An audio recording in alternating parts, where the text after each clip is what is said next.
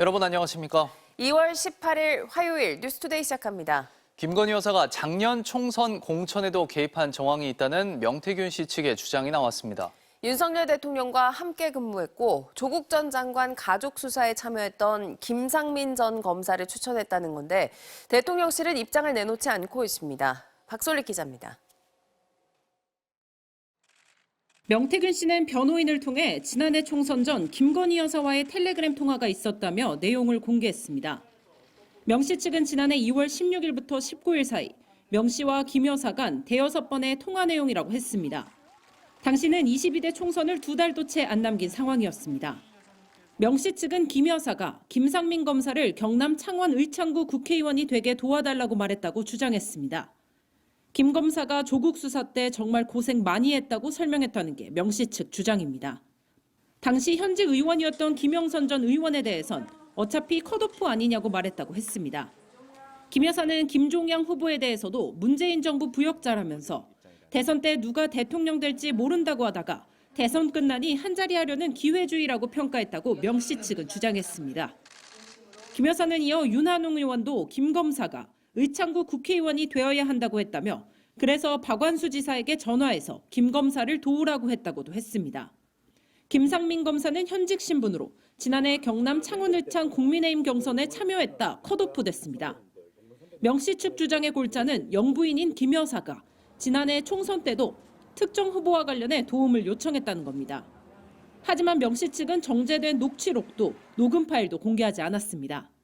당사자들은 강력 부인했습니다. 박완수 지사는 김 여사와 통화를 한 적이 없음을 분명히 밝힌다고 입장을 냈고 윤한홍 의원 역시 그 무렵 김건희 여사와 소통한 사실 자체가 없다고 했습니다. 대통령실은 취재진 질문에 아직 해명을 내놓지는 않은 상태입니다. MBC 뉴스 박솔리입니다. 비상계엄 당일 밤 윤석열 대통령과 여인영 전 방첩사령관이 두 차례 통화한 것으로 검찰이 파악했습니다. 밤 11시쯤으로 윤 대통령과 홍장원 전 국정원 1차장의 통화 이후 홍 전 차장과 여 전 사령관 통화의 중간입니다. 김사원 기자입니다. 비상계엄 당일인 지난해 12월 3일 밤 11시쯤 윤석열 대통령이 여인영 전 방첩사령관에게 두 차례 전화를 건 사실을 검찰이 확인했습니다. 앞서 여 전 사령관이 윤 대통령과의 통화 사실은 인정한 바 있지만 구체적인 통화 시간과 횟수가 나온 건 이번이 처음입니다. 특히 통화 시점을 주목할 만합니다. 윤 대통령이 홍장원 전 국정원 1차장에게 전화해 싹 다 잡아들여 대공수사권 줄 테니 방첩사를 도와 지원해라고 지시한 시각은 오후 10시 53분입니다. 이후 구체적인 지원 내용을 파악하기 위해 홍 전 차장이 여 전 사령관에게 전화한 건 오후 11시 6분입니다. 홍 전 차장은 이때 체포 대상자 10여 명을 전달받았다고 했습니다. 선배님 이걸 도와주세요. 저희 체포조가 나가 있는데 소재 파악이 안 돼요. 명단 불러드릴게요라는 취지로 이야기를 했죠. 네. 홍 전 차장이 10여 명에 대한 체포 지시로 명확하게 인식하게 된 두 전화통화 사이에 윤 대통령과 여 전 사령관의 통화도 두 차례 있었다는 겁니다. 윤 대통령이 여 전 사령관과의 통화에서 명단 재확인 등 체포와 관련한 지시를 했을 가능성이 제기됩니다. 윤 대통령은 앞서 헌재에 나와 홍 전 차장에게 계엄 사무를 지시한 바 없다는 취지로 말하다 여 전 사령관과 관련 전화를 한다는 건 비상식적이라고 말한 바 있습니다. 제가 여인영 사령관한테 내가 조금 전에 1차장하고 통화했으니 뭐 애로사항 있으면 1차장한테 연락을 하라고 제가 전화를 했어야 되는데 대통령이 방첩사령관한테 그런 전화를 한다는 것 자체도 굉장히 비상식적인 얘기입니다.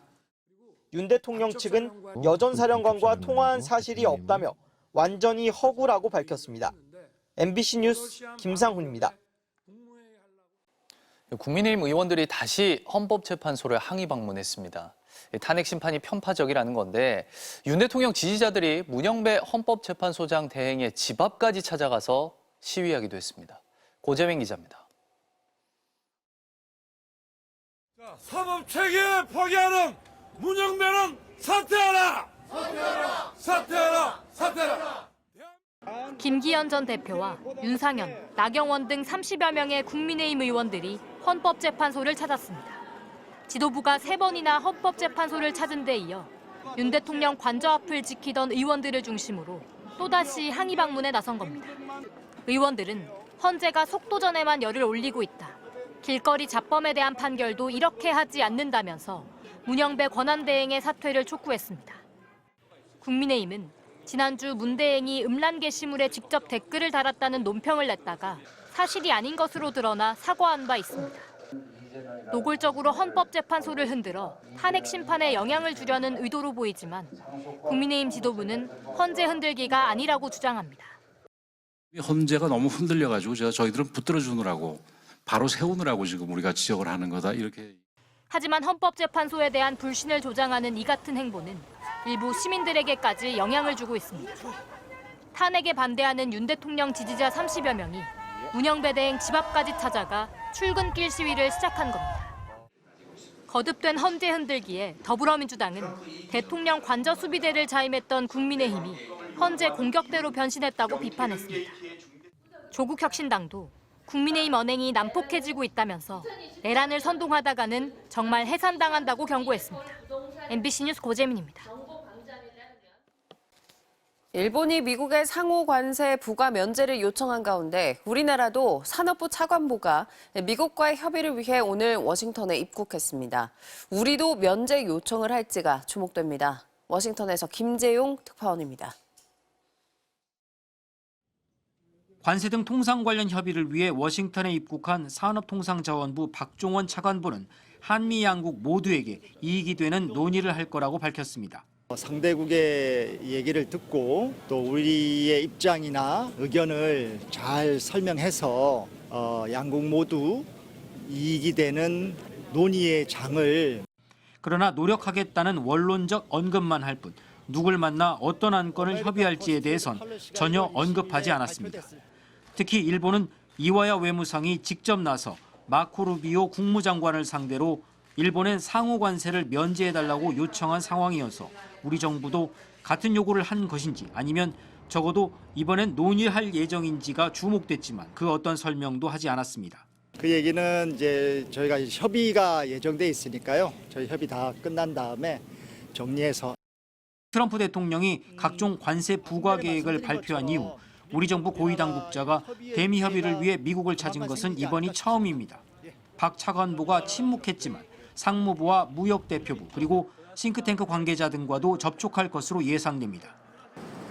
이 과정에서 반도체와 조선업 등 미국이 협력을 희망하는 한국의 산업을 강조하는 동시에 한국의 투자 성과도 부각시켜 관세 충격을 조금이라도 줄여야 한다는 게 전문가들의 조언입니다.